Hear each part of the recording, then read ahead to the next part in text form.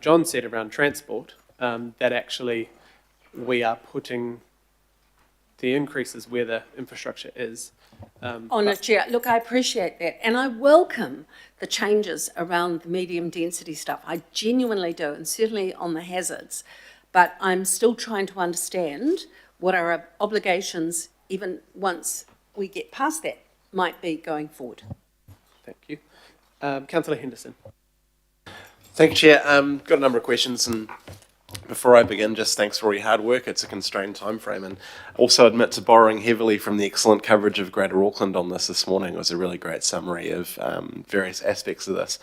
So, referring to the blanket downzoning to anywhere 100 metres from the coastline, I just want to get a sense of that, because I've been told that it's about natural hazards, but today I'm hearing it's about coastal character. So which is it? Through the Chair, so the New Zealand Coastal Policy Statement stands as one of the options that can be chosen as a qualifying matter without the need to do a site-by-site justification. And within the New Zealand Coastal Policy Statement is reference to the coastal environment. Work is going on to actually look at the defining of that coastal environment line across the region as part of looking towards the review of the unitary plan. But as a staging post, we're actually looking at a coastal character protection area. It's set at 100 metres as a proxy for where that boundary may well be. But we've applied it only with respect to the policy 3 locations. So where you've got a walkable catchment relative to a metropolitan centre or a rapid transit network stop, or a policy 3D area relative to a town or local centre. So it's a position which has been taken, looking to that opportunity for it to sit as a qualifying matter protected by the New Zealand Coastal Policy Statement. It is separate from the natural hazard approach. So the natural hazard approach relates to those lines which are the coastal erosion and inundation lines on the maps, and the approach varies across the coastline depending upon the rock strata that the coastline's got. Okay, that's really interesting. Sorry, there's a follow-up. I've got a number of cues, but in terms of, so this is coastal character as opposed to hazard. Was this contemplated before this process? I've not really heard much about coastal character in this multi-year process before until recently. Yes, so, and we do have to go back some time on this particular matter. So back in 2012, we looked at this as part of the preparation of the unitary plan for notification, but at that time the work wasn't able to be advanced in time for that. Through the hearings on the unitary plan, it was raised as an issue. It's one of those things that we've turned our attention to as staff and started to investigate, but the trajectory of this plan change is too fast relative to the work being fully completed. So as I said, we've taken a staging position of the locations which, due to their intensification opportunities, could create issues against the character or coastal environment values that the New Zealand Coastal Policy Statement seeks for us to have. Just last one on this particular point. Why 100 metres? I mean, places like Gold Coast would fail that. Sorry, and I'll just add one point that John reminded me of, which when we do look at those locations of where it, and it has kept the operative plan zoning for a start, and the number of sites which fall into this category is relatively small. We're talking about 1,200 properties across the region. Now, my apologies, I had John in my ear while you were asking the question. Sorry, it was a little churlish, but I just pointed out, 100 metres, why is that the dividing line? I mean, Gold Coast has apartments right on the beach, for example. Why 100 metres? Yeah, we don't have the landscape experts here, but it's interesting you mentioned Gold Coast, and often Gold Coast and Sunshine Coast are compared with one another. So I guess this is a proposal that's more aligned to the sort of Noosa Sunshine Coast as opposed to the Surfers Paradise.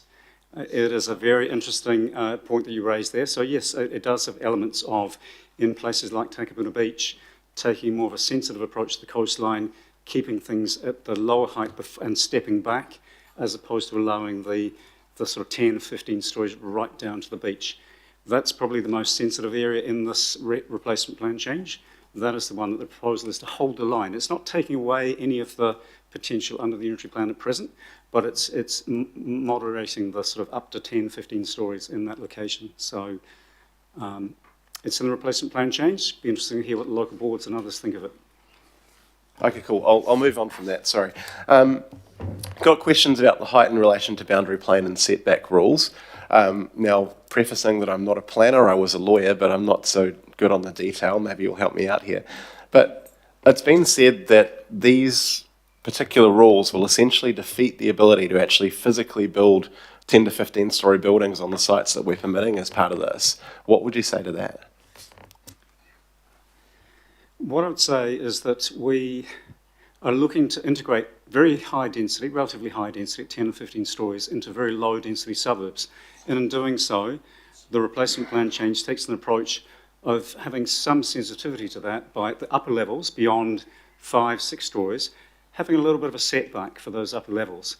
So yes, the draft replacement plan change does not allow 10 stories on every property right to the boundary, straight up, a la Hobson Street, or other inner city locations. It does take a slightly more sensitive approach to allow some light and air between buildings. If the alternative was taken, we would be having a plan change that allows wall of 10, 15 story buildings potentially in these low density residential suburbs. So I think it's all about context, really.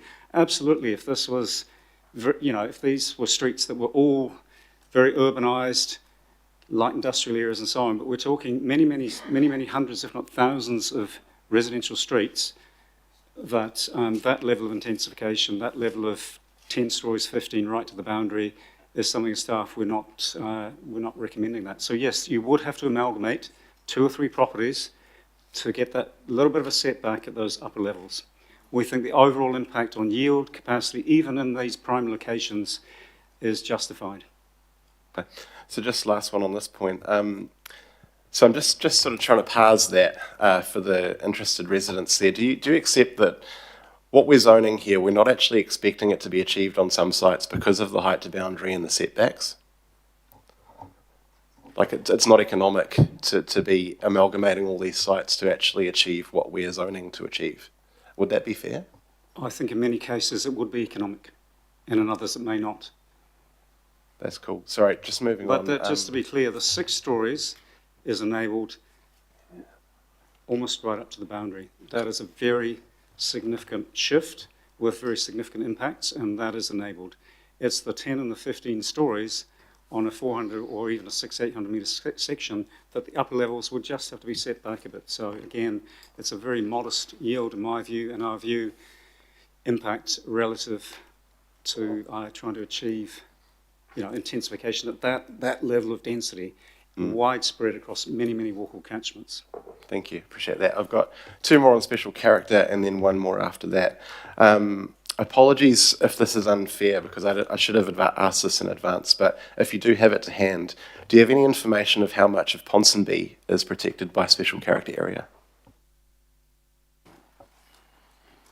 So if you don't, that's fine. Yeah, I should have asked it earlier. Sorry about that. You said earlier in an answer to a different question on SCA, it's not tested to the same degree. Could you just go into a little bit more detail on what that means? I think you're Councillor Henderson, you're talking about the special character areas that are not in a walkable catchment now.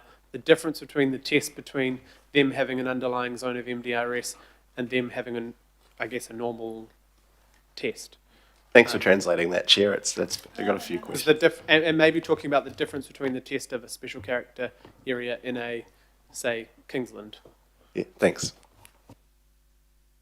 So within a walkable catchment, something like a special character area would have to be evaluated on a site-by-site, property-by-property basis in terms of what is the value that the council is looking to protect and what is the loss in terms of the economic loss and the loss in terms of housing potential. Once you're outside of the walkable catchments, under a replacement plan change scenario, the test is the normal test for any plan change under the RMA, which is the Section 32 test around options, costs and benefits more broadly. So what the Plan Change 78 was required to do was an extra level of analysis and justification for any special character area.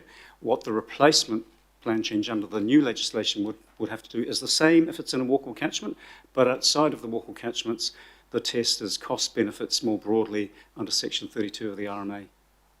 Thanks. This is my last one, and again, just thanks for all your hard work and all the many workshops that we've done as well. New Lynn is permitted for only 10 stories, I understand. Henderson is 15. Is there any understanding of what's the difference there?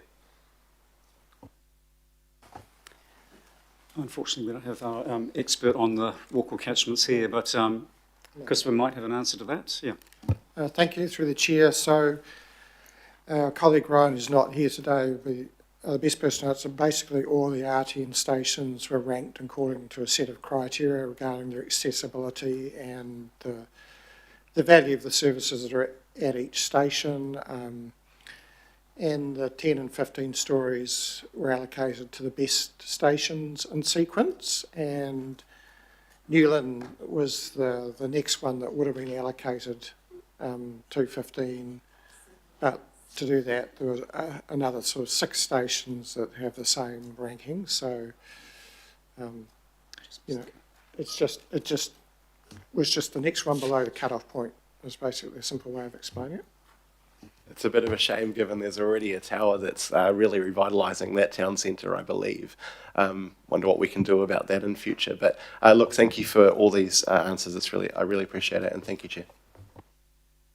Thanks, Councillor. And I guess clarification from staff, the pink parts that are already zoned, those heights aren't reduced to 15. So just make that clear for Councillor Henderson.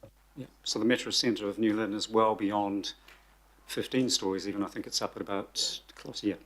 In terms of the zoning, yeah. But you're talking the residential catchment, and yet the proposal is 10, but it may be through the local board feedback and more analysis between now and September, we can look at that sort of thing. Thanks, appreciate that. Thanks, Chair. Councillor Ferry. Kia ora.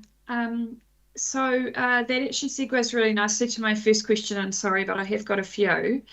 So what's the ability of us in that September 11th vote to be able to make much change on a street by street level? Because my understanding from the workshop discussions we've had and the pace of this is that basically we have to, any capacity taken out has to be added in somewhere else. And so it's going to be potentially quite difficult to say at the September 11th vote, okay, let's put this street up and that street down and so on and so forth. And I think there was a comment at one point about it taking potentially quite some time for the computers to run the modelling on the capacity and stuff like that. So I just want to make sure we're not setting up an unrealistic expectation for people for that September 11th vote. So can you give me a sense, please, of what the ability is going to be for us to have the analysis we need for the 11th September for street by street changes?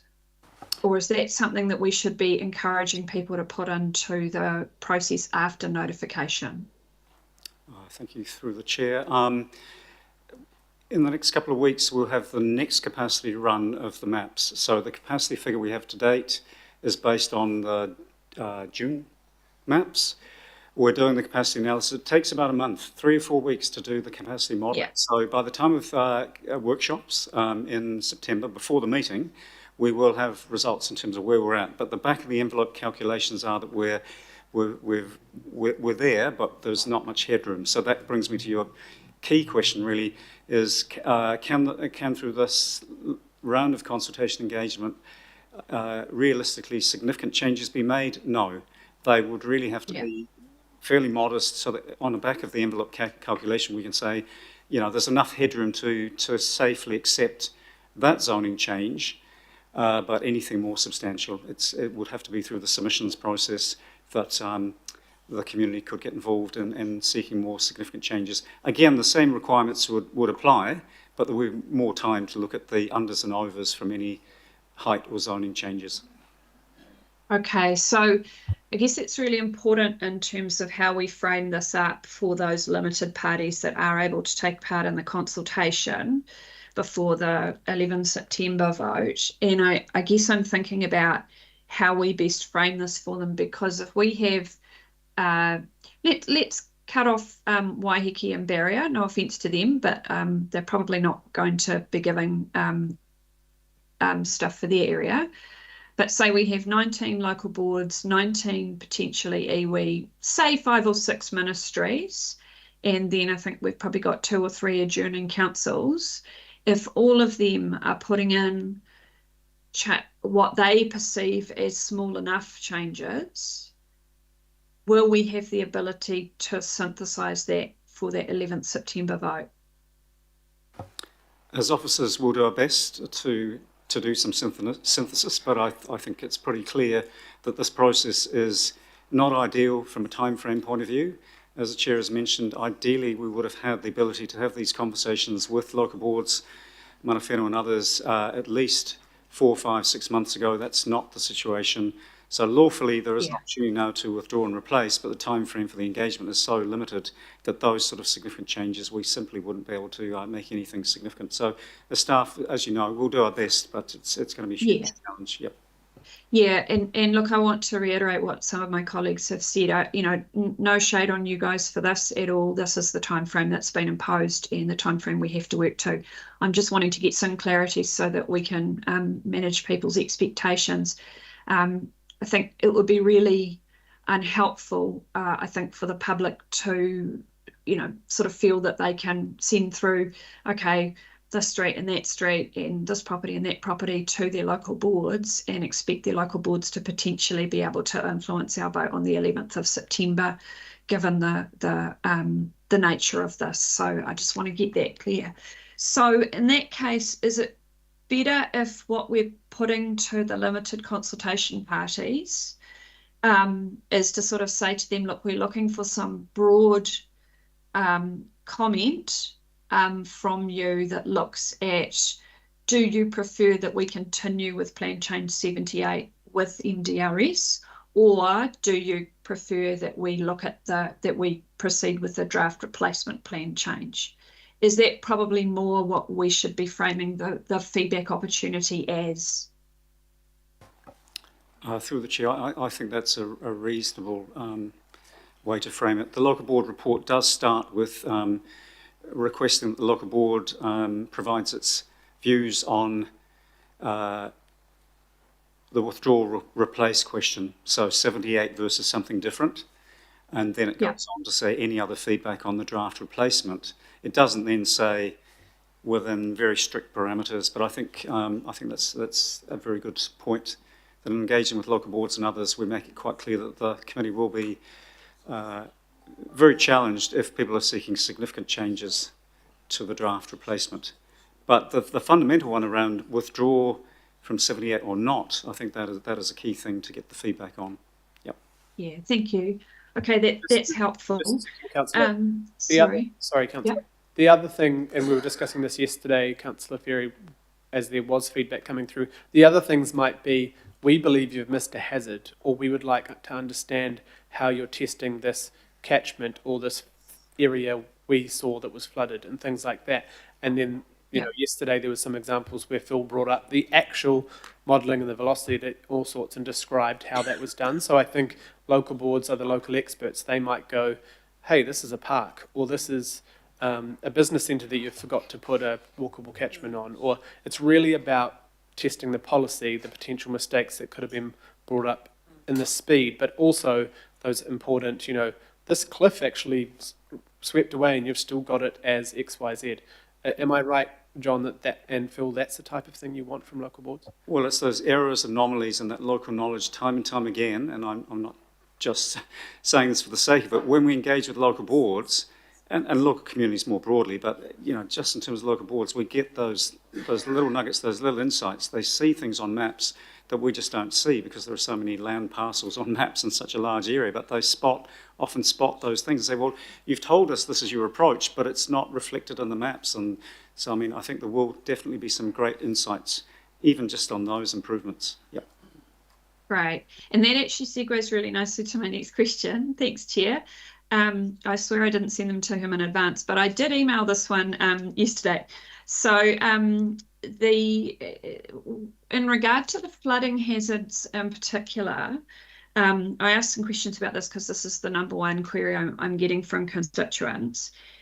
so I understand that we've taken 3 approaches around how we've approached the flooding hazards. One of which is down zoning, one of which is not upzoning as much as we would have without the flooding hazard. And then the third one is what was explained to me in email as a more rules-based approach, which isn't reflected in the zoning. And so I think it would be really helpful if we could have some explanation of how people can tell which approach has been taken. And in particular, that third approach with the rules-based one. I've had a lot of people get in touch, particularly around the Gribblehurst depression, which is in Sandringham. And I don't want to ask you to dive into the detail of that specific area at the moment.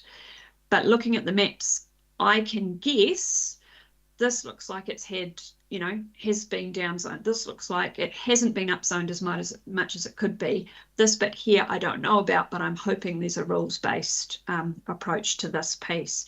How can we make that transparent? Because people are quite worried, and I suspect that we actually have caught a lot of it, or if we haven't, it's a mistake and we will through the process. But it's really important that we offer people who've already been traumatised through the flooding some reassurance that we're not getting this wrong, or that there is going to be an effort to correct mistakes. So what's the approach going to be there about making that visible to people? Okay, well, let's, or through the chair, let's just start with the point 3 around the consenting approach, which is proposed to be taken on this draft plan change if we go forward with it. So the first change to the way in which we manage natural hazards at the moment is an emphasis of the risk assessment step as part of the preparation of an application.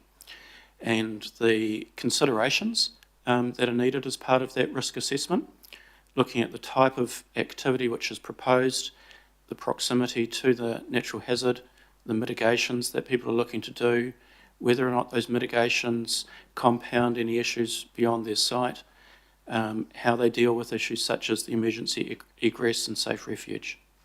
So from that risk assessment comes either a situation where you find that your proposal sits as what's labelled as a significant risk, a potentially tolerable risk, or an acceptable risk. That's then taken forward to the activity table for Chapter E36, and that identifies what type of resource consent you may require. And so at one of the workshops I ran through a scenario for a site at Medill's Farm of where the risk was at a significant level and the applicant had not chosen to actually do anything with respect to mitigation of that. And that came through as a non-complying activity status. Then when the actual assessment starts to occur from the consents planner and they've got it as a non-complying activity, one of the things that they have to look at is the objectives and policies within the plan. And for Chapter E36, in those instances, we're using the avoid verb, which is the strongest of the approaches that we can be taking. So that then sets up the opportunity to recommend a decline for that application. So obviously through those processes, people often have choices for whether they look to amend their plans, and in most cases people do, to actually respect the ultimate outcome, which would be a recommendation to decline, and therefore they either take choices around withdrawing applications or they make amendments to them to be able to reduce that risk that they face. So essentially we're looking to really front load the risk assessment, front load the utilisation of experts to assist in the ability to do that. And these are often things which are called upon through the consent process anyway, but later in the process. And so we're trying to make sure people have that choice around how they buy and sell land, how they choose to use land, so that what they're looking as expectations for the use of that land are more realistic against the constraints that they face. So that's probably to point 3. Yeah. When we get to points 1 and 2, they relate to the way in which building platforms are assessed on those properties and the ability to be able to site additional building platforms. And there are 2 different dimensions that are used, and they in turn drive whether it actually results in a downzoning to single house zone or whether it is held at zones which, for instance, might be, say, a mixed housing urban zone instead of going to a terrace housing and apartment building zone. So I can go into those sort of building platform criteria with you. The Healthy Waters GIS staff went through an exercise of actually looking at all of the depth and velocity mapping across the region to look at that very high risk area on each site. Yep. To determine whether outside of those areas those building platforms could be sited. So that is a very granular approach that's been taken. And probably in summation, the thing to remember with the natural hazards approach is that the consenting process does most of the heavy lifting. So that will apply regardless of whether or not you are at the edge of a natural hazard area or whether you're right in the middle of it. And so that risk assessment approach will occur. What we've done with the zoning approach is address the worst of the worst situations, of where in terms of the reasonable use of the site, it would be unreasonable to actually do the mitigations necessary in order to be able to mitigate the risks faced with the upzoning that would otherwise be given to the property. Okay, so it's a judgment call that's been made, a policy approach that we're taking based on what we believe to be good data through the depth and velocity work, and not creating those expectations unnecessarily through the zoning itself, because we do recognise that zoning does play a role in what people think they can use land for. But I really want to emphasise that the consenting process itself does most of the heavy lifting and will need to be acknowledged by Aucklanders as part of buying and selling properties, understanding risk, and will obviously be used by a lot of other sectors as well to understand how development can occur. Thanks, Phil. I really appreciate that. I think we need to think about how we best communicate that. There's a lot of scepticism about, the perception that we have consented things since the floods that, are in flood risk areas and that kind of stuff. So I think we need to think very carefully as we progress this process about how we can communicate that in non-planning talk, no offence, so that the community can understand that and have faith. I just have two more quick questions, hopefully, Chair, and I really appreciate that explanation, Phil. I'm going to try and pass that into non-plan language to answer some constituents, so I might come back to you by email to go, have I got this about right or not? The other two are about the process from here. So there was some mention before about so the submissions after notification, assuming we do notify this. There was some mention of, I think it was referred to as a friend of the submitter type process. Is that the term that was used around, that was particularly around iwi, but yes, is that the right term? Yes, that is the correct term, and it was used. Yep. It is an independent service from council, which is made available in order to assist people to be able to enter into the processes of submissions on plan changes. Right. I would be really keen that we look at how we can do that again for people. One of the things I've been thinking about with this is for example, several of the advisory panels identified housing as a really important issue for them, particularly disability and youth. And they would probably, no shade on their abilities, but they would probably need a friend of the submitter type arrangement to assist them to put things in the right format. And I'm sure there would be a lot of community groups who would be in that situation too. And I'd also like us to think about, when we get to the public submission process, how local boards might be able to broker some of that as well, to be able to enable their communities to have a say in what is often quite a technical and technocratic process. So is that something that we can potentially look at, given that it's going to be independent commissioners? Through the chair, yes. I think when we get to the workshops, we can have that conversation to understand the need and the scale of that to arrive at a decision. Right. And then my final question was around the time frame for the public submissions. And obviously this is, we've just had confirmation this morning, and thank you, Megan, for going away and getting that there will be submissions and hearings. I would really like it if we could capture somewhere, and it might not be today, it might be the next vote, that this shouldn't happen over the Christmas break. In council, we have a practice of not doing that, but I note that we did have after we broke for Christmas last year, we had that GE bill notified, and it closed before we reconvened, and that created some unnecessary drama for all of us. I would hate to see something like that happen with this. I know we don't set those timeframes as a council, but given that the minister will be setting the timeframes, I think it would be really helpful if we can capture that in some way. Is that a reasonable assurance to seek? Yes, councillor.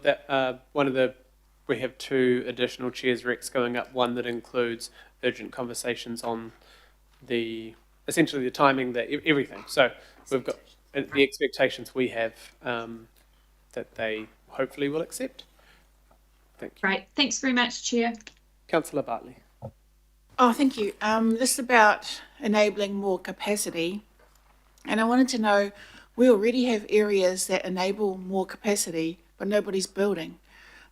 So do we know the reasons why people aren't building? Is this really just going to be something on a piece of paper that doesn't really mean anything?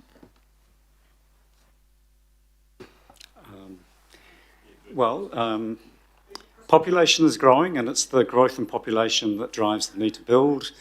The construction sector is a bit slow at the moment, but going back a few years ago, it was going gangbusters.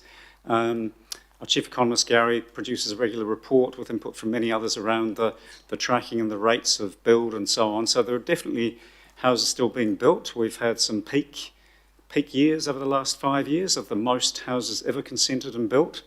So, I think there's a lot of discussion right now around, is the build gone ahead of population growth? Do we no longer have a housing crisis? That sort of thing. Gary is best to speak to those matters. But in general, the 2 million capacity, as we've said, is well beyond 30 years worth of growth. So it'll be a very, very slow take-up. Some areas will see it faster than others. It may shift from some locations to others as the market shifts. It's very hard to predict. But I guess the question around, is this, not going to achieve anything at all? I think the key benefit of the replacement is the better alignment with the public transport. That's not to say all aspects of this replacement are positive or good. In an ideal world, if we were living in that world, we wouldn't have the sort of constraints around the same or more capacity. Council would have a lot more freedom to produce a plan to deal with capacity and growth. But given the 2 alternatives, there are definitely things about this that are better in terms of aligning where the opportunities are with transport, employment, accessibility and so on. Just through the chair, if I could just add a clarification point to John's points. Remembering it is, as John said, the same or more capacity. So the capacity is already enabled under Plan Change 78. So there's probably not going to be too much. It'll be the same or possibly a little more. We'll work that out. But it's already there, and the market will take that up, at the right times, as John has talked about. And can I also follow on from Councillor Baker around parking and the MDRS? So if we go this replacement plan change avenue, will we be able to have some say on kind of narrowing that scope? Because clearly developers have exploited that policy and not put in place enough parking, which is why people are parking on the road. So the public's paying for it anyway because people are using the public roads as car parks. So are we able to do that if we go down the replacement plan change? Through the chair, Councillor Bartley, as we've advised before, the previous government removed the ability for any council to require general car parking as part of a development. So we no longer have that ability. I believe we've had signals that the current government is not particularly interested in reintroducing it and letting councils have that requirement. So it is an issue. It is one where really through Auckland Transport, whatever can be done to, police, enforce some of the parking over driveways, footpaths, berms and so on, there's certainly an element there. Proactively looking at where there might be opportunities to have some consolidated parking. yeah, I guess it's just an ongoing challenge, unfortunately. Okay. There's no easy fix to it. And then the better locations, a lot of those places flood. Like a lot of our areas flood because we have less impervious surfaces, right? It's all concrete now. We've lost our green spaces to soak up the rain. So where are these? What makes a better location? I'm just looking at, now we're including the light rail route, which is Mount Roscoe, Onehunga, Mangere. They all flooded. So what is a better location? I think broadly what we're saying is the better location for an intensification, let's call it, is around the rapid transit stations and the frequent transport network. That is better than 3-storey medium density across everywhere, well away from those transport options. So that's what we're saying is better. Better also has to be in locations that avoid flood risk areas, and so this replacement plan change puts restrictions on developing in those areas that don't exist in Plan Change 78 or the unitary plan. So through the zoning that Phil mentioned, or through stronger rules for proposing to build in floodplains. So I think that's what this replacement does offer, is the two things: better alignment with that rapid and frequent transport, and tougher restrictions on building in the flood areas. And as a package, that is better than Plan Change 78.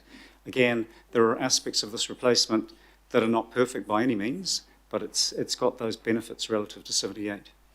And my last question, please. I'm noticing already the media stories that it's almost like people are being deprived of something. That they won't be able to subdivide or extend their properties on the cliff or in a coastal area. Is there a way that we can say, well, if you want to go ahead and do that, you are liable for that? Don't come blaming the council. Through the chair, this complements the approach which has been going on for some time with our land information memorandum. It's the duty of care that we've got to make the public aware of the best information that we've got. And so what we're doing is ensuring across the regulatory approach under the unitary plan, together with those other approaches such as LIMS and the flood viewer, that the community come to understand what these risks are for their own decision making. When it comes to the zoning itself, we can't strip from people the rights to be able to continue to use their land for the residential purpose. It's residentially zoned, it remains residentially zoned. It's a question about the extent of additional rights that they have for what they've got at the moment. And often that will relate to the zoning, which is around whether it goes to a more enabling zoning. And the approach that we're taking is to actually look at that exposure to risk and the part that is played by the consenting process for how they may choose to actually modify their design, but in the part that is played by the zoning of what expectations they're given around additional sites that can go there. And in those locations of highest risk, we're mollifying or moderating those expectations through the zoning so that they can continue to use their land for the residential purpose, but not have expectations around additional development, which then places others at risk. Kia ora, Councillor, thank you. Councillor Walker, online, if you can turn your camera on, thank you. Yep. So look, I've got some questions. A number of them relate to earlier questions. I've got one question that's specific to the Hibiscus Coast and in particular Whangaproa, and that's around the impact of the shift from single house to mixed housing suburban, especially on a large part of the peninsula that has severe transport constraints. Penlink doesn't help it, and it has stormwater issues, water issues, and currently issues with wastewater in terms of no ability to connect. But my particular concern is around transport and stormwater and flooding. And the real concern that a lift in intensification flies against all of the earlier plan changes over successive decades that have sought to reduce housing density on the peninsula for those reasons. Can I have a response to that? Thanks, Thank you. Councillor. I think, John, if you could start by talking about how much reduced density is now in the new plan on the peninsula compared to Plan Change 78. Through you, Mr. Chair, I understand that there's a reduction in coastal areas and the like. I'm talking specifically about the Whangapara Peninsula and specifically the area certainly east of Stanmore Bay, where there are existing transport problems and Penlink doesn't solve those. So through the chair, there is a reduction overall on the peninsula, driven mostly by flooding and coastal character issues perhaps, or other issues. So there is some mixed housing suburban 2 stories proposed in the replacement, whereas under the Plan Change 78, it was predominantly mixed housing urban 3 stories across the entire peninsula. It's something that we can pick up with Auckland Transport again. They haven't flagged up a concern with us around where this potential replacement plan change has landed for Whangaparaoa. Whether it's to do with the additional capacity for Penlink that certainly didn't exist 10, 15 years ago under previous planning, where there were constraints placed on the planning rules due to transport. But I think it's something we need to just work through with Auckland Transport, bring that back as a workshop topic with you and just explore that one further in terms of the transport issue. Councillor Walker, you mentioned the flooding issues. I think Phil Reid has covered those well, if there's anything more specific around that, but he has covered the approach, and that approach does apply in the replacement plan change to the peninsula. Okay, if I just deal with Phil's response around flooding, as it goes to a number of areas, and I have a particular concern around Mount Eden. I pick up on Geordie Ferry's comment about the Gribblehurst depression. We have these older areas that rely on soakage. They don't have any stormwater infrastructure much to speak of. They're overlaid on rock. They have flooding now. Frankly, this approach to allow things to be addressed at the consenting stage, in my opinion, will just arrive at death by 1,000 cuts. Why aren't we looking at zoning when we've got clear evidence to deal with these issues, rather than just dealing with them on a bitsy basis? Through the chair, zoning is a method and it is being used. It's a question about the extent to which it's used alongside the other methods through the consenting process. What we've done is look at the reasonable ability to be able to mitigate what those risks are. Obviously, people have different abilities to do that for their site, what their circumstances are, and we want to be able to give people those opportunities to find those engineering solutions where they exist. Only in the worst of the worst situations do we actually identify that it is not reasonable for them to find those solutions, and therefore we actually hold or do the downzoning. Now, whether that policy approach is right or wrong, that's the sort of feedback that we'd like to receive, and that's probably one of the things that will be tested through the hearing process. Okay, the other question I've got goes to the issue that Councillor Fletcher raised. Councillor Walker, sorry. Before you go down there, I just need it reconfirmed. You said east of Stanmore Bay, the whole of Gulf Harbour almost goes from 3 stories, 3 dwellings, to 2 stories MHS. Like the whole of Gulf Harbour. And then you go down to the Big Manly area, that's down to single house due to zoning on the coastal. Can John please confirm that Gulf Harbour is largely moved from completely 3 stories under Plan Change 78 to MHS 2 stories? Like, I just need to make sure we have the facts here. I mean, there is a significant reduction between 78 and the potential replacement in terms of the 3-story MDRS. It looks as though it's more transport-based than coastal character, to be honest. So in applying that MHU, the 3 stories versus MHS 2 stories, it's very much linked into accessibility to transport. So the properties along the peninsula that are closer to the main road with the buses on it will have the 3 stories, and further away, in general terms, it drops down to the 2 stories. So overall, it looks like it's about a 1/3 reduction in, if not more, in 3-story MHU along the peninsula, comparing 78 to the replacement. Chair, do we have the maps? Like, could that map go up? I don't think that's, I mean, if we start going into maps, we'll be here all day, but I just want to make clear, and I know many of you have worked with staff the last week on the maps, and I'm happy for, hopefully Councillor Walker can too, but I'm just making clear that I've got the maps from staff, Mr. Chair. I've been working with staff on that. and your next, Shall I ask my next question? yes, please. Is there some Section 32 analysis that goes to this process that's been done?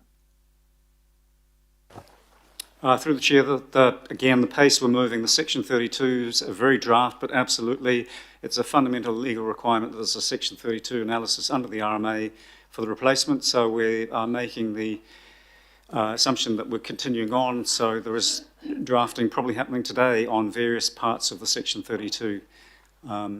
Building off the Section 32 for Plan Change 78. So there are aspects of this around the qualifying matters that are consistent with Plan Change 78. So there's a bit of the Plan Change 78 Section 32 that can just be revised. But no, the big strategic parts of the Section 32 are still under development.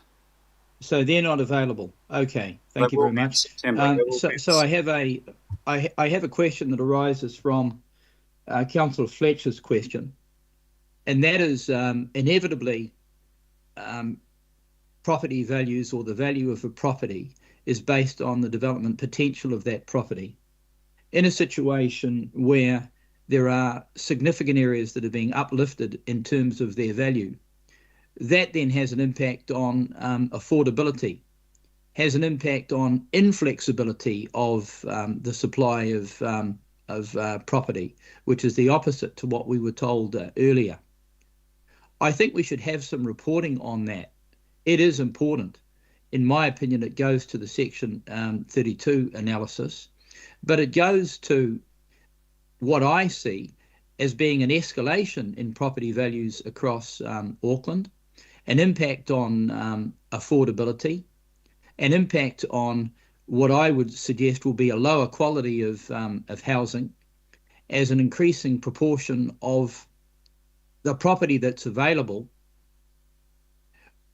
will be attractive to possibly a developer, but not to an ordinary person looking to buy a property to live in. Have we had any analysis on this? Thank you. Sorry. That is a question to officers. Yeah, I'm just not sure they understood the question. Through the Chair, we have not had specific analysis of the impact of 78 relative to a replacement in terms of property valuations. We've had some very high-level discussions with property valuers, as we generally have within the council, and I think the best way to deal with this would be to bring someone from our valuations team to the workshop, just to explain how the valuation process generally works. There is not a direct link between land zoning and property value, my understanding of it. Are you serious? Well, there is a link, link. but it's not. I think it's best that we leave it to the experts, and we do bring an expert. If this is a matter that the committee is very interested in, understandably, I think we bring our best valuation experts within council to speak to what this would mean for property values, because if there are properties increasing relative to 78, there will be others that are decreasing if it has that much of a factor. So that's my suggestion. Well, we bring it to with the right experts in the room to give councillors the best advice. Well, I would make the request now that we do have this information, because it is important, and it's information that the government needs to get a handle on, because far from improving affordability, it may well worsen the situation. Far from improving the supply of housing, it may well worsen the supply of housing. The other question I've got goes to infrastructure. In a situation where we can have, under this change, more housing everywhere, what does this do to development? That is, the ability for council to enable places to develop when patently we're not able to afford the upgrade in infrastructure across the entire region. Have we had any reporting on that in respect of Section 32 or any other form of analysis? I think through the Chair, as we mentioned before, the need for infrastructure is driven by the increase in population. So regardless of whether we have Plan Change 78, the unitary plan as it is, or an alternative, the population will increase and there will be a need to provide that infrastructure. What this plan change does that's better in our view than Plan Change 78 is it focuses the potential for that growth, that population growth, in locations that are easier to serve with public transport, existing and improved over the decades to come. We're going to, as we've said, have Watercare come and speak at a workshop to how they see this plan change relative to 78 in terms of servicing within infrastructure, but in broad terms, they have told us previously that this has some aspects that are definitely better than Plan Change 78. Okay, thank you very much, Mr. Chair. Thank you, Councillor. Councillor Lee. Thank you, Mr. Chair. This is quite unprecedented in my experience, and quite complicated. Just if I could just get a handle on the statutory environment. We're dealing with the Resource Management Act 1991 and a brand new and very important amendment to that act, which I understand has now got the royal consent. Is that correct? Is that correct? Okay. And yet there is also two other pieces of legislation which are designed to replace RMA are coming through the process. Is that correct?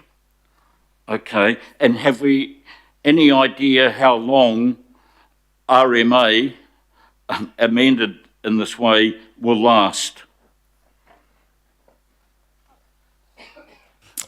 Through the chair, we understand that the two new bills that will replace the current RMA will be introduced to Parliament this year. So let's say in a few months' time, something like that.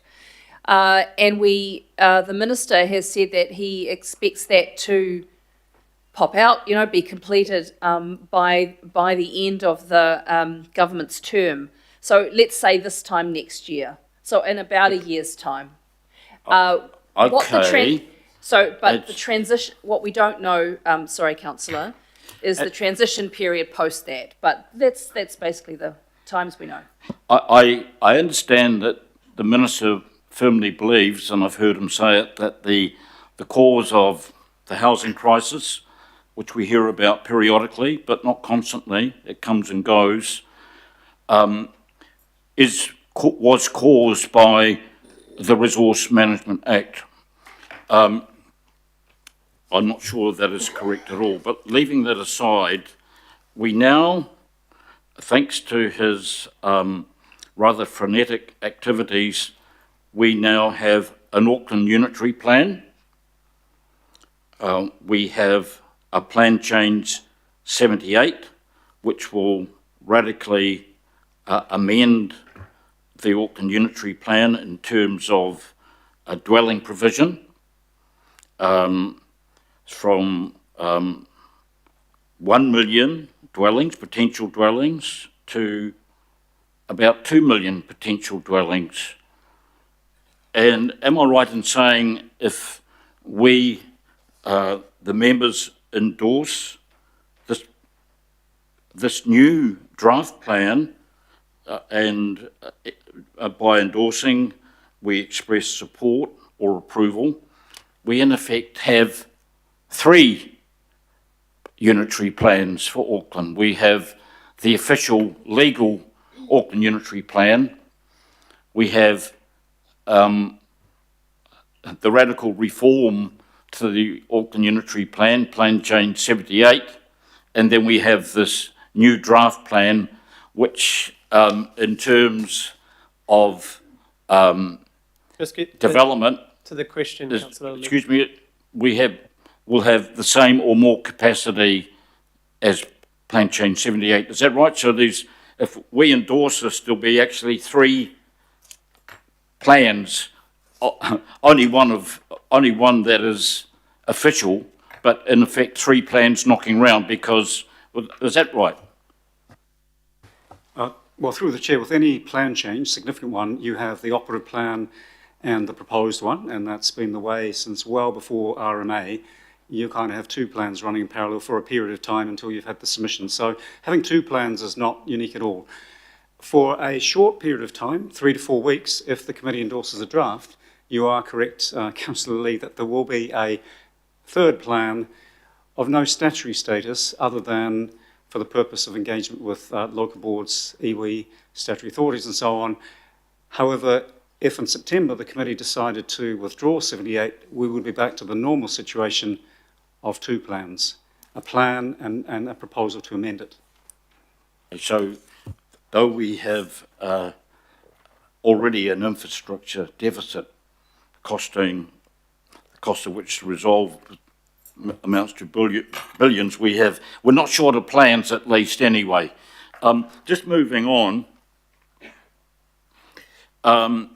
in terms of the consultation which we have to agree to today, which is restricted to what we have there, ministers or ministries, iwi authorities, adjoining councils, presumably the Waikato District and Kaipara District Councils, iwi of course, iwi authorities, many of which are based outside the Auckland region, but not the people of Auckland or even the parties to Plan Change 78, which we in effect, by endorsing this new plan, are consigning to the rubbish bin. The question is, could not staff contrive a way to get the parties to Plan Change 78, many of which are ordinary residents and residents' associations who spent a great deal of money on the experts that the council expects them to appear with? Could they not be brought together and consulted about this decision and not excluded? Because it doesn't seem fair or just. And mindful of our responsibilities under the Local Government Act, to exclude them does not appear to me fair or even lawful. Is there a way of getting around this to include these people? Through the chair, and Megan may wish to answer as well, but there are roughly 3,000 submitters on proposed plan change 78. To contact those 3,000 and ask them what they think and bring that back to the committee, I certainly wouldn't be recommending that. I'm not sure what value that would add to the decision making in September.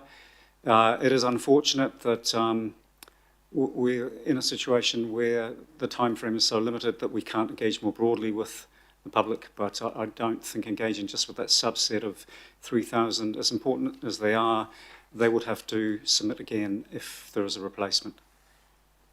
Just a final question. This new draft plan is an instrument of the Resource Management Act, still. And of course, the philosophy of the RMA, quite famously, going back to the Brundtland report of the 1980s, is the sustainable management of natural and physical resources. And you've got it even in here in the plan. Sustainable management means managing the use, development and protection of natural and physical resources in a way or at a rate which enables people and communities to provide for their social, economic and cultural well-being and for their health and safety and environmental bottom lines. The new legislation is based on a different principle altogether. Rather ironically, I understand it's property rights. If this draft new plan is adopted, is there any a problem, I'm assuming it's going to be folded in as an instrument of the new legislation, given its sustainability purpose. If we take that seriously, we do, don't we? We take it seriously. Will there be a problem in sliding this new draft unitary plan, into the new legislation, or could it be problematic? Through the chair, I guess that's really a question for the government. We will be beholden to the current RMA as we have it, or the new one, kind of whatever happens. And we are confident in terms of this replacement plan change that it fits into the current RMA framework. Given the direction of the government, I fully expect it to fit in with the new acts, and how the government chooses to include those matters of sustainability, as in the Brundtland report, is entirely up to them. So I'm confident from our side. It's kind of up to the government about how they want to fold that into the legislation that they're preparing. Can I just ask one more question? In terms of A11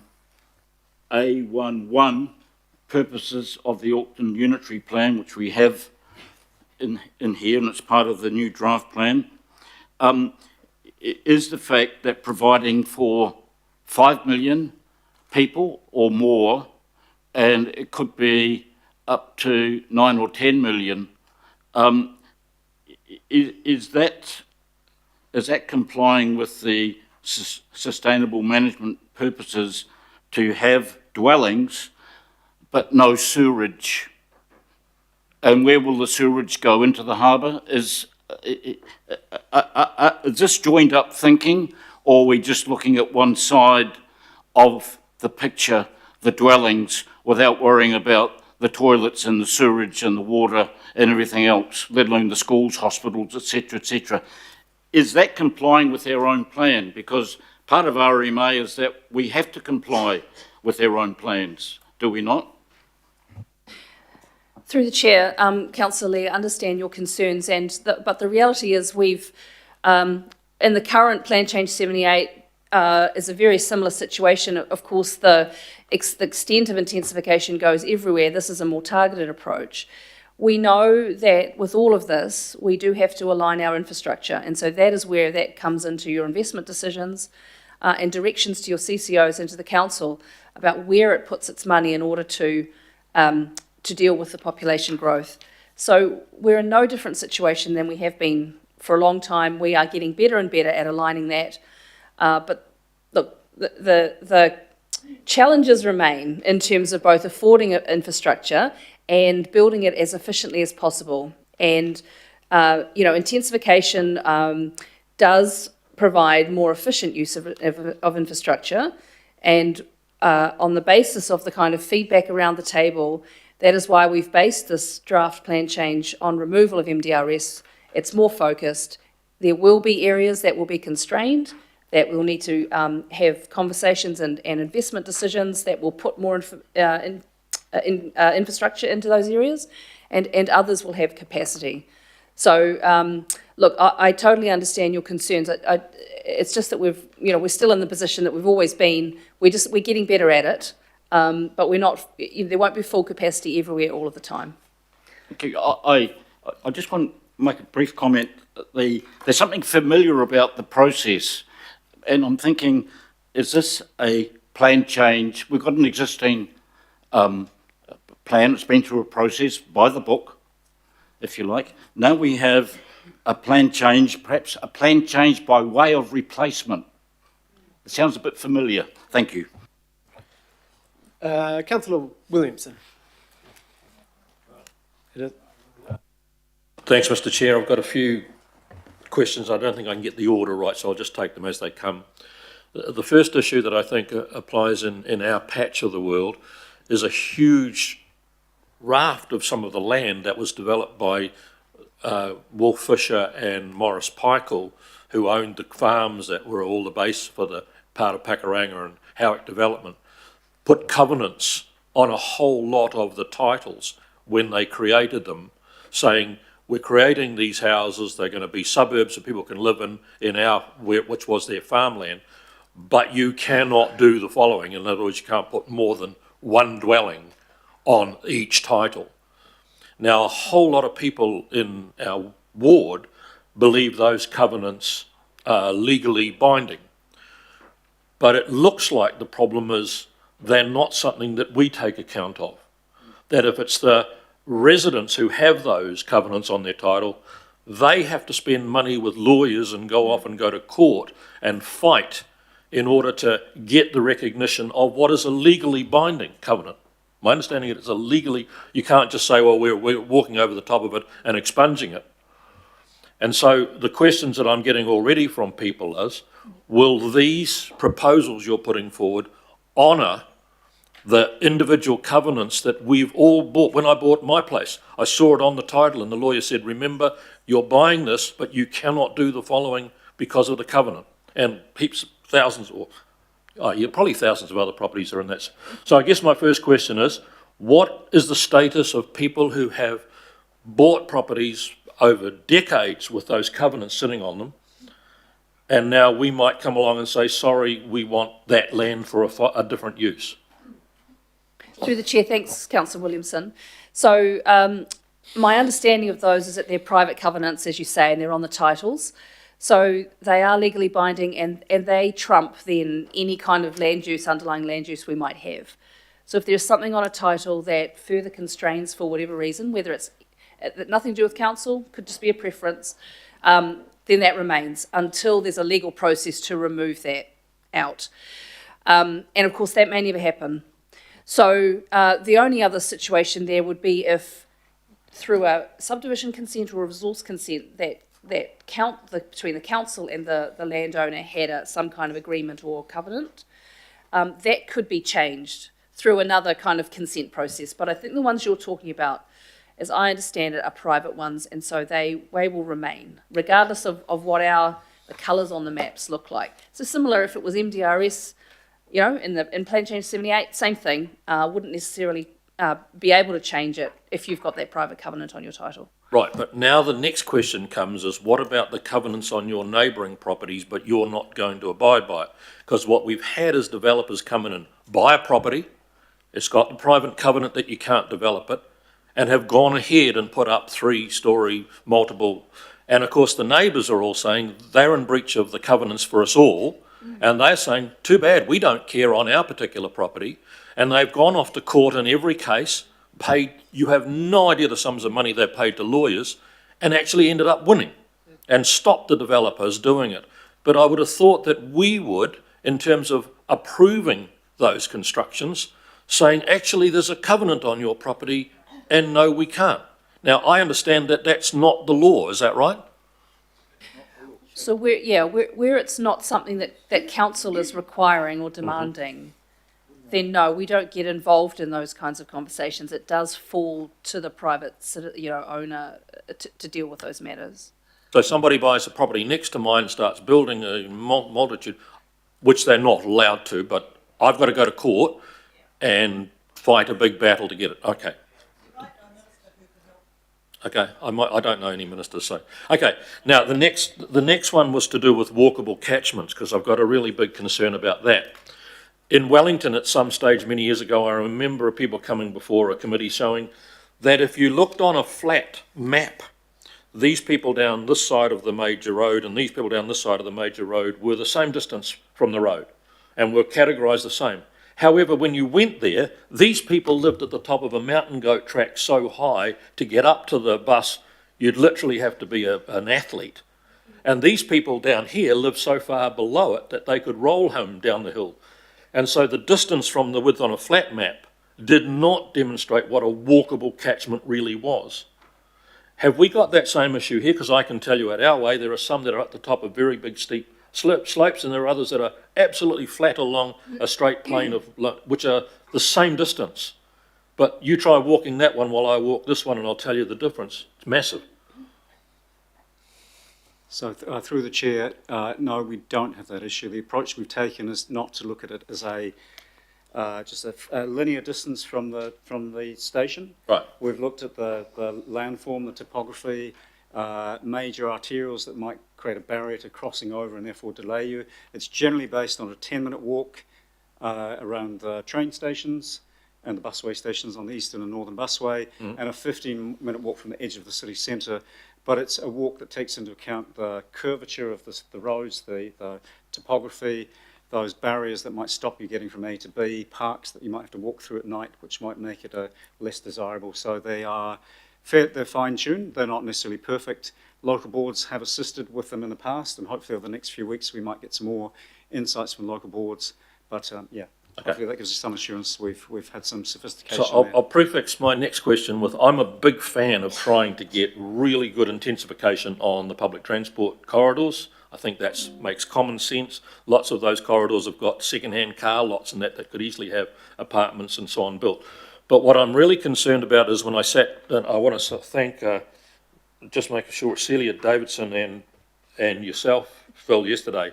We spent some time with you guys with the interactive maps.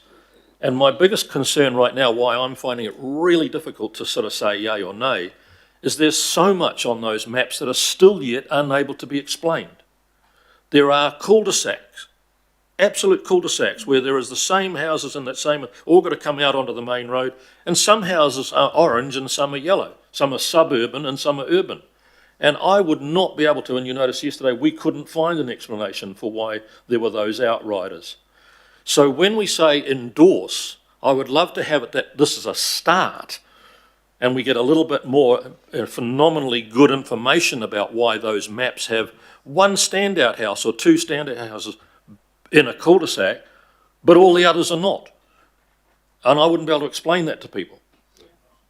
And so I can't say I endorse this as a starting point. I would like to say that we approve this to be a beginning of the development. I want Plan Change 78 gone. I think the two major political parties had to have been out of their minds to try and enforce that onto this city. But I want to see that we've got something that's workable and explainable. And so I've got areas I've got them all on PowerPoints and can fade them in and out now. And there's just huge areas that just become urban and compared to suburban. But then there is other big areas on the other side of Howick where it's single house the entire distance. And I think, why are they single house in their exact same areas? I can't get an explanation. And it doesn't make sense. And if it doesn't make sense, then when the public see this, there'll be anger about why them and not us. That's my concern. I'll leave it at that. Through the chair, I might just give a little bit of context for our conversation yesterday, which was with reference to the Sunny Hill area over by Farm Cove. And it was to do with the boundary between the mixed housing urban zoning and mixed housing suburban zoning. And the way in which we'd actually approach this was to use what was called the Framework of Urban Accessibility, which drew from the census data around each property and what its relative accessibility was to public transport, to amenities, etc., to schools, etc. And yes, it did throw up some anomalies in the way in which some properties had been given mixed housing suburban and others hadn't been. What we did talk about was the fact that we've got a sweep which is going on back across the maps at the moment, and one of the resolutions which is in front of you is to recognise that that is one of the things that we're looking to address that's been ongoing, to enable for an updated set of maps to be able to be produced to actually show how we've addressed those sorts of anomalies to the best that we can. You just raised one quick point I want to raise. The accessibility question. I have yet to find a definition of exactly what that is. First of all, I thought it was just your distance from a public transport corridor and your ability to, like what a walkable catchment was. But you just then included quite a few more things into it. But I understand there are others, and so what I think would be really beneficial to all of us would be a really specific definition of how you calculate that number of that accessibility and then allocate it to each property, and that means you're in and you're not. I could not do that calculation right at this moment because I don't know all the factors that you've got in that formula.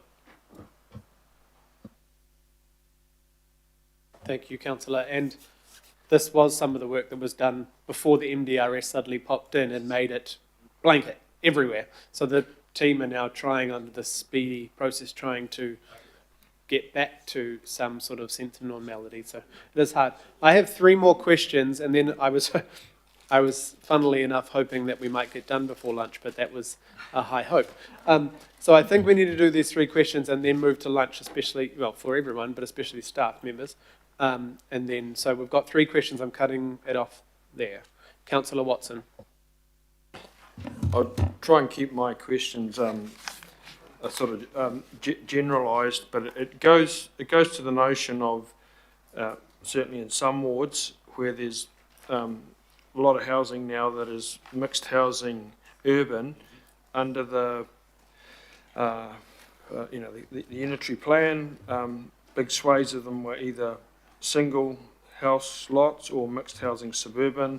In some big chunks, they've jumped an entire zone. So they've jumped mixed housing suburban, gone straight up to mixed housing urban, and that's quite big areas of land. What I really wanted to test with you is really how they're going to be better off than the medium density residential standards. When I look at medium density residential standards, it was the 3x3 as of right. When I looked at mixed housing urban, it's 3, not 4. 3 as of right, not 4. Three as of right, and resource consent for 4 or more.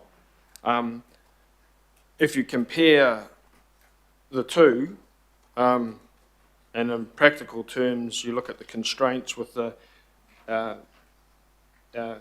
medium density standards in terms of any number of things, they're really just going to be the same at best, aren't they?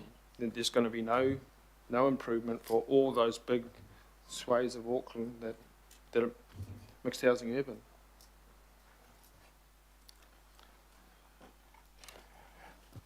Through you, Chair. So my understanding of the question is comparing the MHU zone and the replacement plan change to the MHU and PC78 with the medium density residential standards. So we have this obligation to match capacity over the whole plan.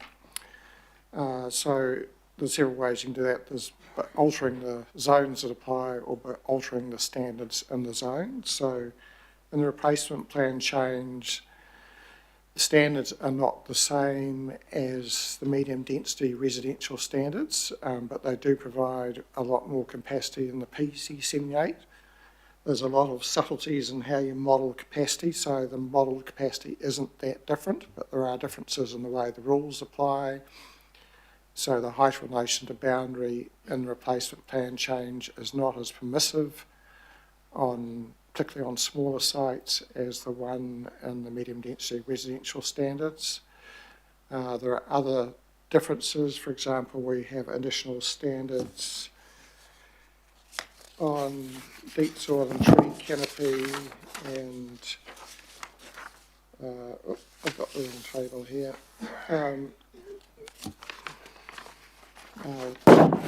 Safety and privacy buffers and residential waste management. So, sorry, Christopher, you're just going to have to bring the mic closer to you because it's really And hard. windows to street. So when you calculate out how all these standards apply on a site, they do tend to space buildings out further horizontally, but the difference is pretty subtle, and you are right, there's not a huge difference between the two. Okay, yeah, thank you. So that sort of matches with my observations. In terms of the other, I'm referring to the agenda items here, where particularly from a public perspective, where we're presented with sort of kind of wins, things that are better through this process we've been through, and I guess the one that will jump out at people and is being used here, is being led off here to suggest a significant advancement in terms of flood prone areas and coastal erosion. I guess if I was a member of the public, my first question would be, are they seriously suggesting that just leaving the status quo after the floods, it was, you know, an acceptable planning response, i.e., were they going to really look to defend, well, no, I know Auckland flooded badly and all these areas were there's inundated and big chunks of cliffs are falling, but we're going to leave the planning as is. That's a bit of a stretch to suggest that that kind of attitude could have been justified in the public light, isn't it? I think through the chair, it's, as I've said before, it really comes back to the requirement to achieve the same or more capacity. So in addressing hazards, you're absolutely right. The community would have expected the council to toughen up some of the rules and the zoning around hazards. But in doing so, the government is requiring that we make that up somewhere else. And whether that's through having the taller heights in the walkable catchments or corridors, it has to be made up somewhere else. So in an ideal situation, the council would have had more freedom, more flexibility, but that is not the statutory requirement that we've been provided by the government.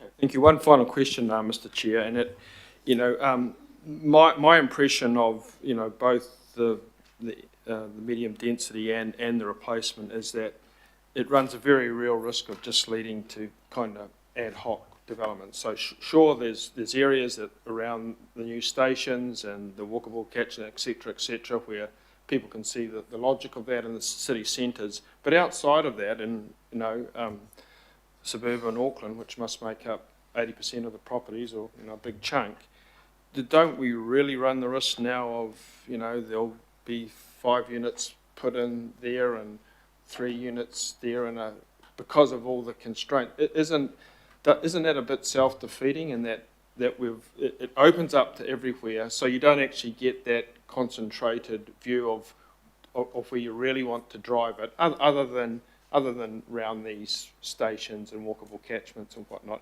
Elsewhere, it's going to be a little bit of a free-for-all, and I understand, you know, the directives and all that we're working to, but isn't that going to be the practical outcome in suburban Auckland? Through the chair, I guess relative to Plan Change 78, because we keep having to come back to that as the baseline we have to compare it to, it's likely to be less, to use your phrase, ad hoc, in that the 3-storey medium density isn't everywhere, it's in more concentrated locations, and there is the lower density. So it's better in that respect than 78. I guess another approach that would have been available would have been to have even far less 3-storey mixed housing urban. But I guess we've really struggled to find locations to make up that lost capacity. So that would be the other scenario, having even higher heights, which become just somewhat fanciful, to crank up the heights higher and higher and higher in the walkable catchments, or higher and higher along the corridors. But that will be the other scenario, is to have a lot less MHU than in the replacement. But it's finding that lost capacity, and that again is the legal requirement on us. Thanks, Councillor. Mayor Brown, did you have questions? Yeah, following from what Councillor Ferry raised about when we're going to, assuming we pass this, we're going to go to the local boards for consultation. There has to be some limits about what you say to them. We just can't say, do you like this or not? We have MDRS already, so they'll have to be reminded they already have quite a lot of concentration, and this is supposed to make the same equal ones. So can you make sure that when we ask them for their consultation, it has some boundaries about what they can give as an answer? Because a correct answer is not that they can just export the need for more houses across the boundary into the next local board. And that's not acceptable. So this is a compromise. They're not happy about something or other. And people seem to not realise that under MDRS, we are already dense everywhere. And so can we make sure that they're asked to solve options within their local board? Because if otherwise, just expanding all up to Wellsford is not a good solution. They're not going to have 18 stories in Wellsford. 16. Short answer through the chair. Mayor, absolutely yes, that is the message we can convey from you as the governing body, and we can technically explain why that is a challenge. Yeah, so we can convey that message. Okay, thank you. Thank you, Mayor. Last question before lunch, Councillor Darby. Thanks, Chair, and thanks, team. Hard doing this in such a compressed period. In the workshops, I've tried to turn the conversation from just quantity and yield to one of quality and outcomes, and what Auckland might look like and feel like, and how people will operate, live their lives, etc. And John, you've said that we're constrained, we can't introduce design standards, even minimum design standards. We have looked at some of the issues that that have been highlighted through review of the Auckland Unitary Plan, like privacy, outlook, a few things like that.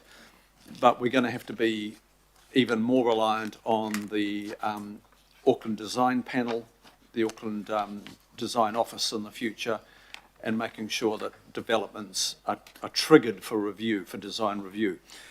But in terms of this change, and I'll come to my first question, in terms of this change from PC 78 to what's being proposed here, it appears that we're moving from, like, many Aucklanders would probably not say PC 78 was more of a human scale plan for Auckland. I would say primarily was. So we're moving from like a human scale of 3-6 stories to a lot more vertical. Is that your brief summary, that we are moving from something that is, low medium rise with density to something which is medium high rise with density? Through the chair, yeah, that's a fair description of it. Whether those, the rate at which those opportunities for the 10 and the 15 stories is taken up, there's a big question mark around that. I think it's going to be a very slow process, but over time it is a move towards that sort of medium higher density as opposed to the sort of low to medium density to which you've referred. Yep. So primarily that's driven by some government demands there, and then of course your teams have actually responded to that and tried to work within that constraint to achieve the best possible outcome. So when government agencies and ourselves have been looking at a more vertical outcome, what consideration have they given to the quality of living as opposed to the quantity and the yield in that living? Have they looked at, what would be the community cohesion of a more vertical outcome versus the previous?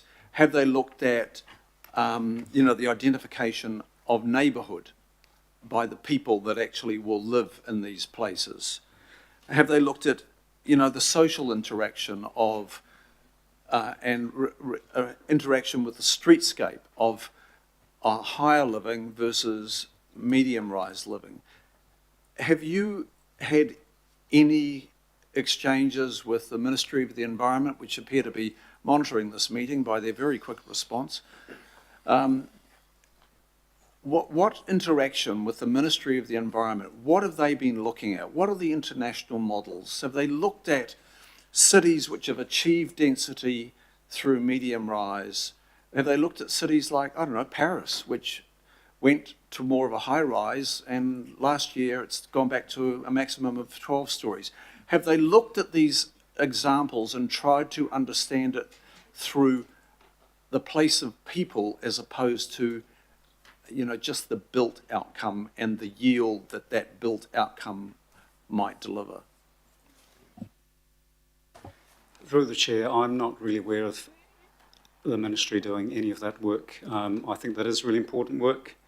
I think it is a deficiency, I'll be frank about that. I think there has been a focus around the yield and less of a focus on place and quality. And an example of that is that the 6-storey in the NPS urban development is required on a typical site, and a typical site, you get some quite significant issues building 6 stories unless you have controls that might require some amalgamation. So it's a concern that we've had raised with the ministry, but to date we're not seeing a huge focus on place quality out of the ministry.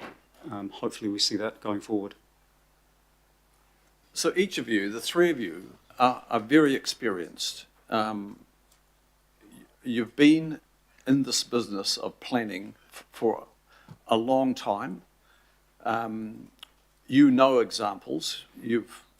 I know at least 2 of you. Christopher, I don't know so well, but I know you have looked at other cities. You've travelled. You've immersed yourself in examples overseas that have enriched your own, knowledge of how a city should be planned. In your individual professional judgments, do you think what is being proposed here today is really ready to create a great Auckland for its people? Not for yield, for its people, because it's ultimately places for people that come out of these plan changes.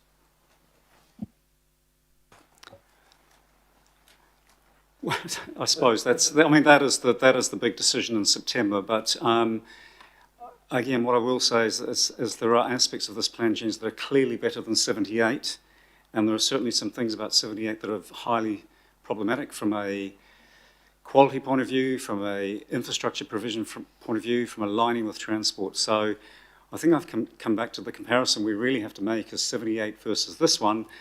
And this replacement does have those benefits.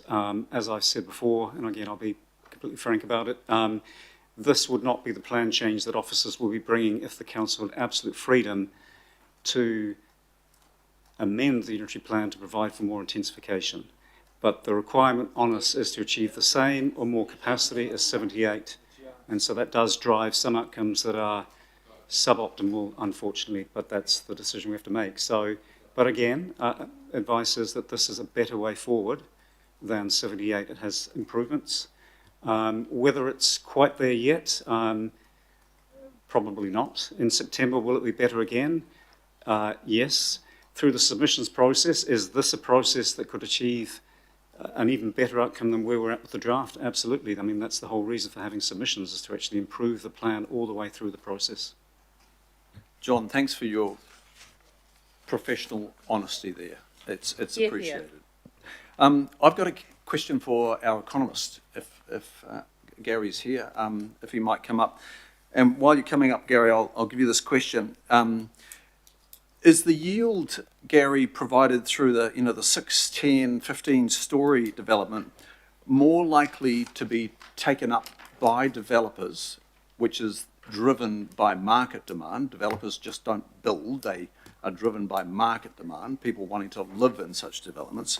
So is that yield of the more vertical outcome, which we're moving to here, is that more likely to be delivered than 3, 4, 5, 6-storey development, where we have seen a tremendous uptake in townhouse and sort of low-rise, if apartments you could call them, terrace houses and apartments in recent years. Is there evidence that the development community is, have they got the skills to deliver the yield vertically more than the low-rise yield? And can you comment also on the affordability of delivering the yield? I'm referring to the metre construction rates for terrace housing apartment 4, 5 stories versus vertical developments of 6, 15 stories. Through the chair, thank you for your question, councillor. So just to respond to those questions in turn, you asked about the probability of greater uptake of apartments in the areas that are getting greater height relative to, I guess, the counterfactual, where they would remain at a lower height. And the counterfactual is in the walkable catchments, 6 stories, and we are today debating the proposal for the replacement to go up to 10 and 15. And so my conclusion would be that we would be likely to get more apartments than otherwise from making the changes before you today. And that's on the basis that in areas where we have got THAB, the terraced housing and apartment building zone already, we do see some take-up of apartment buildings, but you're right, it is dominated by terraced housing, the lower rise 3. But I think there is theory to say that some of the fixed costs that are incurred when going higher, when you spread them over a smaller number of units, it makes it harder in some locations given the demand to get an apartment building up. When you can spread those fixed costs, and I'm talking about foundations, foyers, elevator shafts, when you've got a bit more height, you can spread those fixed costs over more units. So I can't say to what extent we will get more apartments or whether those apartments will be at whatever height. But I can say that the mix that we will get in those zones will be more weighted towards apartments in the replacement that you're considering today relative to the counterfactual of Plan Change 78. The second question that you raised was the capacity or the capability of the industry to supply in terms of skills and knowledge and even perhaps materials and equipment some of these buildings. And I would only say is that we have to be aware that the capacity and capability of the industry will evolve over time in the future as it has in the past. And so if there is demand for certain types of dwellings that are more vertical, then you would expect capital to flow into the industry to take advantage of the potential returns to capital from meeting that demand. So I would be open-minded about the potential for industry to keep evolving and learning from neighbouring markets where there might be more experience, and we can look across the Tasman and acknowledge that there are skills and experience there as well. So I would say that right now, where we're at won't necessarily be where we're at in the future in terms of industry capacity to meet demand, if there is demand for those higher buildings, and I think there's some evidence that there is. And I think you had a third part to your question, which I've lost my train of thought on what that was. Probably just on the affordability of the housing unit equivalent that is created in a vertical building as opposed to, you know, the medium rise building. I mean, I'm aware of some rough order of costs of, you know, $15,000, $17,000 a metre when you go vertical versus, you know, considerably lower, more in the 8-10 range for you know, your terrace housing apartment, etc. I might be incorrect on those numbers, but you'd have a better handle on it. In terms of affordability, if we're talking about going up, what's that likely to mean for affordability? What I would say is that for homes in Auckland, if you look across dwellings, I mean, land is the most expensive component always. And on average, if you look across dwellings, really looking at about 2/3, maybe 75% on average, somewhere around that. So what we're really doing with apartments and locations is really saying if people would like to live there, they've got the choice of using or consuming less land for their home. And we see that with the terraced housing, and the apartments as another step forward. And we've also seen that often in these locations. We're talking about walkable catchments. They're quite high land value areas because of the demand, because of their proximity to rapid transit, and that'll only increase with City Rail Link, proximity to services and jobs. And so if there is demand for there and the land is expensive, then people have got choices, and developers will respond to those preferences around using less land per dwelling, and perhaps the floor area. People do trade off floor area for location. We've seen that with the unitary plan. We've seen a lot more of the terraced housing, which uses less land per home, being taken up, and that's a step in that direction, and there's potential for apartments too, I think, to lead to more yield per site, more homes than otherwise, and when we get more of something, that tends to put downward pressure on prices, and so I would think the ability to get more yield from a site would be beneficial for housing supply, which in turn would be beneficial for affordability. So I hope that answers some of your questions through the Chair. Thank you. Yeah, much appreciated. Thank you very much. Thanks, Chair. Thank you. And before we break, because we have to break for legal reasons for staff, but just for Gary, with the, you know, the constant talk about we'll never fill up that 2 million, do you just want to give a little rundown of capacity versus actual, and why you think the government and the last government, no matter what plan change we choose, wanted this higher level of ability to build as opposed to fill it up? Thank you, Chair. I think some of those matters were canvassed earlier, some very good questions, and the answers were very good too. And I think John mentioned we often talk about capacity, but the supply is the take-up of that capacity, and we know that a lot of that capacity it's owned by people who are living there and have no intention to sell. And so we don't really know to the extent there are willing sellers. And I guess the motivation by having a quantity of capacity that is greater than a forecast quantity of homes is to acknowledge some of that uncertainty about the take-up. And also the idea of development opportunities being more abundant. So when they're more abundant, that reduces, I guess, the market power of those who own opportunities for development. So the idea is that when we create more development opportunities, that in turn impacts on prices in terms of the ability of those who own the opportunities to sell them into the market for developers. And so I think it's, the idea of having a much bigger number of capacity relative to demand is that we're not trying to solve an equation, we're trying to take account of uncertainty around the availability of those sites, and we're trying to ensure that the future price path for land and for homes is not growing faster than incomes. We know that incomes will continue to grow, roughly on average around 4%, as they have over the last quarter of a century. We've seen house prices growing at 6 or 7%. So I guess this is about saying abundant opportunities, take some of that heat, some of that competitive, positioning that landowners have, dial that back by creating abundant opportunities, and hopefully we will see the future price path of housing on a lower path than it has been in the past, and allow incomes to catch up a bit. And last question. So you're saying, to your question, Chris, would you see more likely that the new plan change allows for more affordable homes near infrastructure than there otherwise would have been under PC 78? I think it's a good question. We are talking about the future, and if we want to get a good handle on the near future, I would say we can look at the recent past, where the unitary plan has enabled more capacity, often near locations with services and jobs and transport. It hasn't been perfect, but it has been very positive in terms of the impacts for Auckland, in terms of the quantity of homes, the affordability, whether measured by rent or home ownership. We've seen some really positive impacts from that change, and I guess the opportunity today that's being debated, if we think about the future, we can learn from what we've seen in the recent past. And so I would, in conclusion, suggest that the future, the chances of affordability being better would be improved through what you're considering today, yes. Thank you very much. Right, thanks to the officers, huge amount of work. We will go to lunch break and be back here at 1:40. There is some food that's coming out here, but we didn't know how long it was to be, so I think it's... Yeah, it's actually in the little Okay, in the little side room. Thank you.